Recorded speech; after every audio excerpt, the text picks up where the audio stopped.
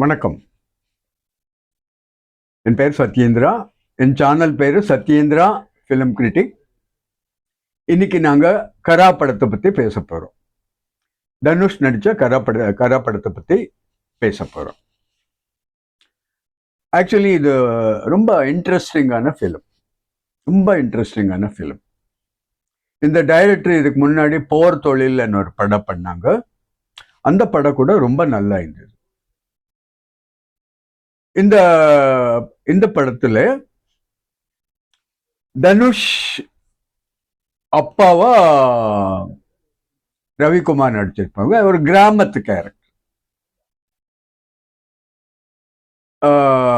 தனுஷ் அவங்க அப்பாவுக்கு தெரியாம திருடிட்டே இருப்பான். இப்ப திருடுறது தான் வேலை.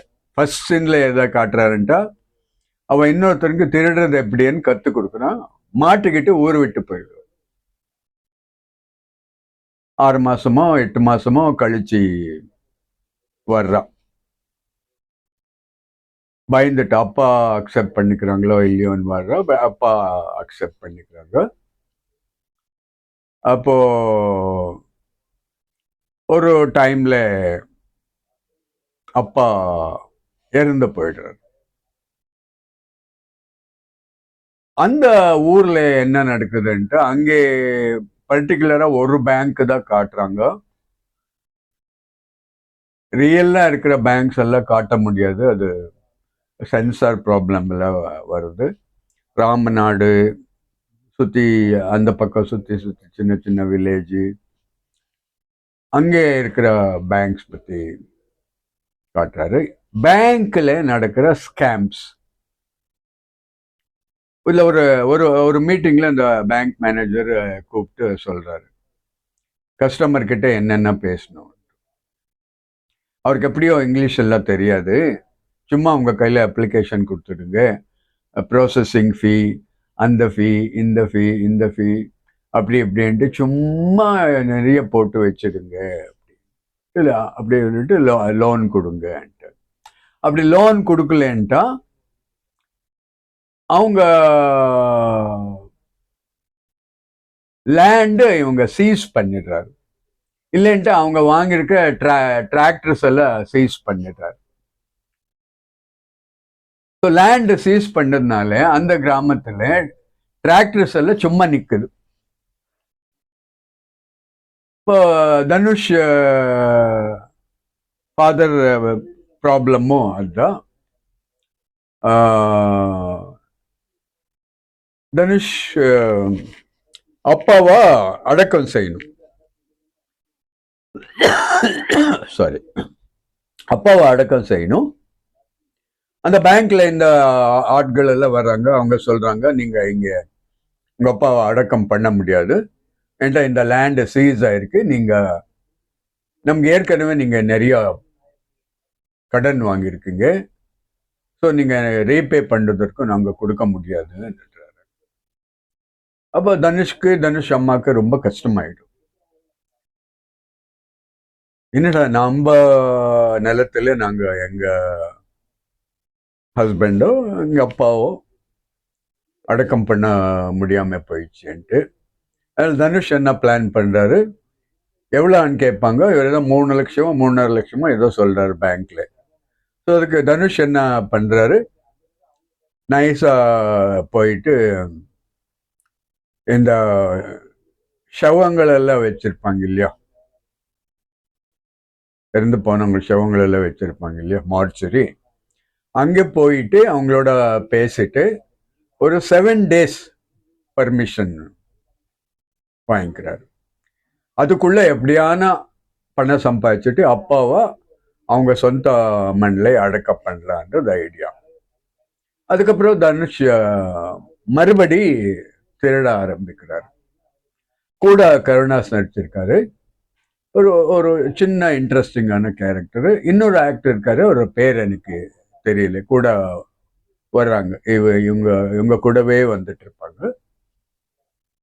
ஸோ ஒரு ஒரு பேங்க்குக்கு போயிட்டாரு. ரொம்ப நல்லா பண்ணிருக்காங்க டைரக்ட். ஒரு பேங்க்குக்கு எப்போ போகணும், எந்த நேரத்தில் போகணும், எந்த நேரத்தில் போகக்கூடாது, என்னென்ன பண்ணும், ரொம்ப நல்ல ரிசர்ச் பண்ணி சஸ்பென்ஸ் மாதிரி இவங்க ஃப்ரெண்டை தனுஷ் அவங்க ஃப்ரெண்டை அனுப்பிட்டு பேங்க்ல எத்தனை பேர் ஒர்க் பண்றாரு, என்ன என்ன அதெல்லாம் டீட்டெயில்ஸ் எல்லாம் தெரிஞ்சுட்டு வான்ட்டு அனுப்பி அவன் வந்து இவங்களுக்கு ஐடியா கொடுத்துட்டு ஒரு அம்பாசடர் கார் திருடிடுறாரு. இந்த அம்பாசடர் கார் வச்சுட்டு அந்த பேங்க் லூட்டி பண்ண பார்க்குறாரு. அப்போ நைட்ல போக வேண்டாம், பகல்லே போகலான்ட்டு பகல்லே பிளான் பண்ணி தனுஷும் கருணாஸும் எல்லாம் இந்த பேங்க்ல போய் லூட்டி பண்ணி பணம் எடுத்துடுறாரு. என்கிட்ட இவர் ஏற்கனவே இவன் பூட்டு எல்லாம் உடஞ்சோ கிழிஞ்சோ எக்ஸ்பர்ட், எல்லாம் கொண்டு போயிருப்பான். என்னென்ன வேணுமோ எல்லாம் கொண்டு போயிருப்பான். உடைக்கிறதுக்கு என்னென்ன வேணுமோ எல்லாம் கொண்டு போயிருப்பான். எல்லாம் கட்டிங் பிளேயரு, வயர் எப்படி கட் பண்றது எல்லாம் தெரியும்.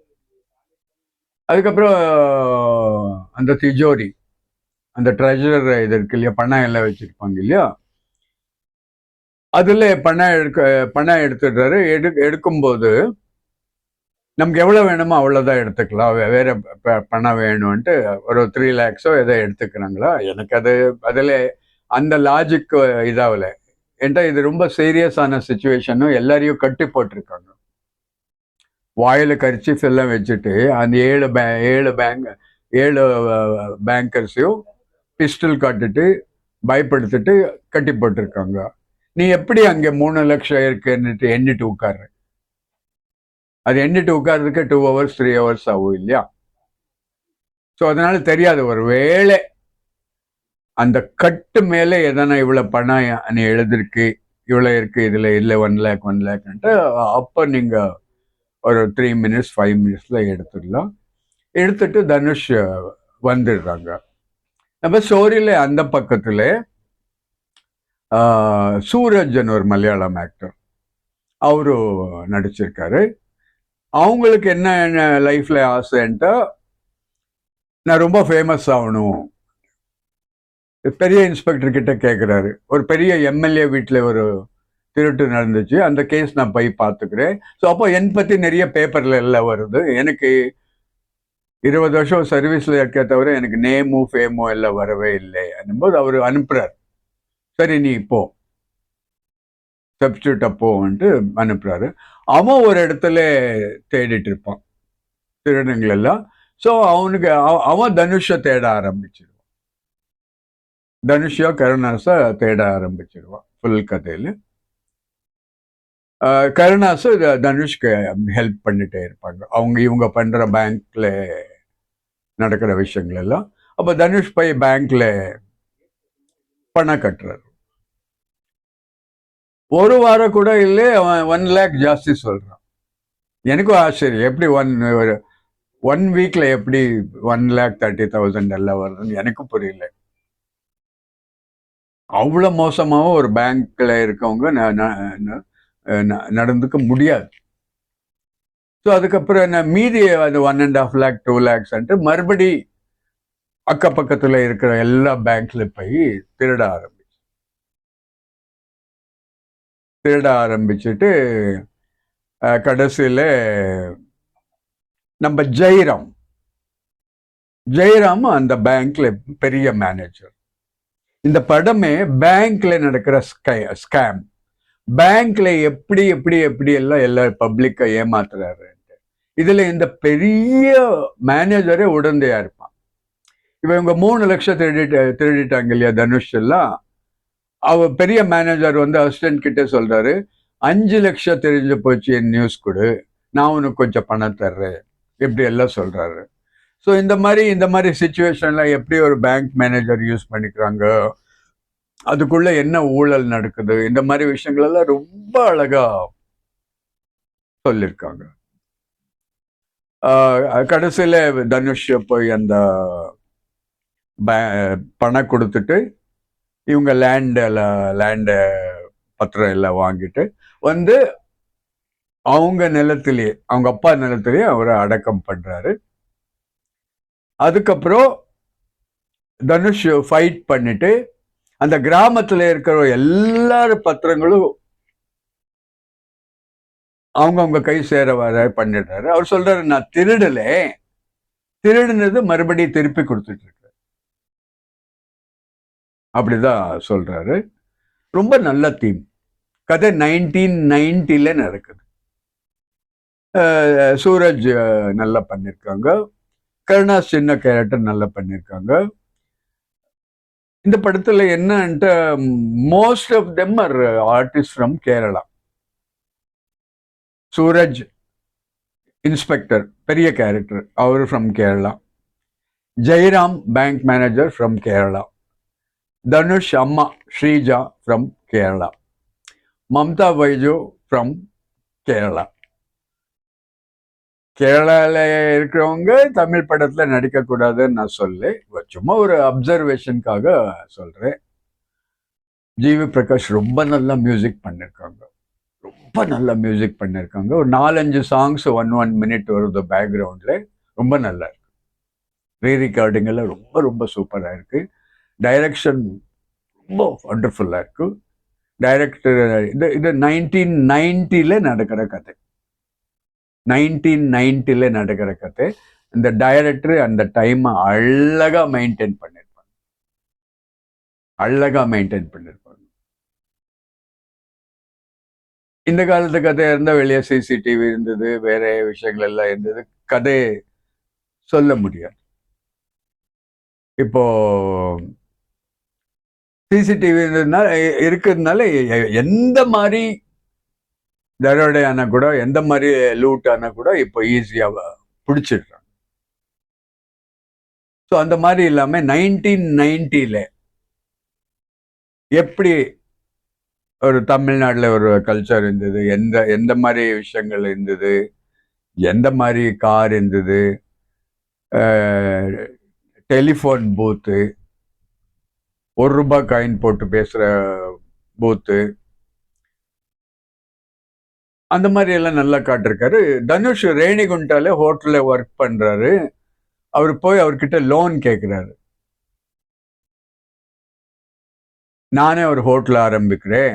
அவரு அங்க இருந்த மம்தா பைஜுவை லவ் பண்ணி கல்யாணம் பண்ணிடுறாரு.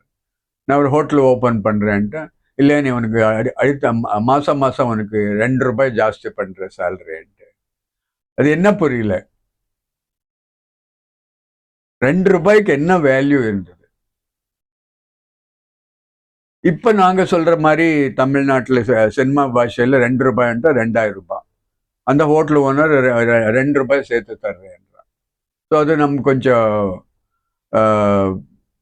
புரியாம போயிடுச்சு. என்னடா ஜஸ்ட் ₹2 அந்த மாதிரி இருக்கு அப்படின்ட்டு. நீங்க மமதா பைஜுவை பார்த்து ரசிக்கணும்ட்டா இந்த படத்துக்கு போகாதுங்க. படம் சூப்பரா இருக்கு. தனுஷ் நல்லா ஆக்ட் பண்ணிருக்காங்க. போட்டோகிராஃபி தேனி ஈஸ்வர் ரொம்ப நல்லா பண்ணிருக்காங்க. ஜிவி பிரகாஷ் மியூசிக் எக்ஸ்ட்ராடினரியா பண்ணிருக்காங்க. மம்தா பைஜுவை சரியா யூஸ் பண்ணவே இல்லை. டோட்டலி 15 நிமிஷம் 20 நிமிஷம் வர்றான். சாதாரணமா ஒரு எக்ஸ்போர்ட் துணி கடையில ஒர்க் பண்ற மாதிரி இருப்பா தவிர, அவ கிளாமர், அவ பியூட்டி யாரும் யூஸ் பண்ணல. பிரேமுலுல நான் பார்த்தா மம்தா பைஜுவை நான் பார்க்கணும்னு நீங்க போனா ரொம்ப டிசப்பாயிண்ட் ஆயிடுறீங்க. எதுக்காக மம்தா பைஜுவை செலக்ட் பண்ணாங்கோ தெரியல. பிரேமுலுக்கு அப்புறம் யாரும் சரியா யூஸ் பண்ணல. ரோட்ல பொம்மை மாதிரி காட்டியிருந்தாங்க. இதுல ஏதோ பாவப்பட்ட ஒரு ஒரு ஒரு ஏழை பொண்ணு மாதிரி காட்டுறாரு. அது கேரக்டரும் அவ்வளோ பவர்ஃபுல்லா இல்லை. ஸோ மீதி எல்லா ஆக்டர்ஸும் ரொம்ப நல்லா பண்ணியிருக்காங்க. சாங்ஸ் எல்லாம் ரொம்ப நல்லா இருக்கு. பட் படம் ரொம்ப இன்ட்ரெஸ்டிங்கா இருக்கு. ரொம்ப இன்ட்ரெஸ்டிங்கா இருக்கு. டைரக்டர் ரொம்ப நல்லா கையாடி இருக்காங்க. ஸ்கிரீன் பிளே, டைரக்ஷன் எல்லாம் கண்டிப்பா ஒரு வாட்டி நீங்க பார்க்கலாம்.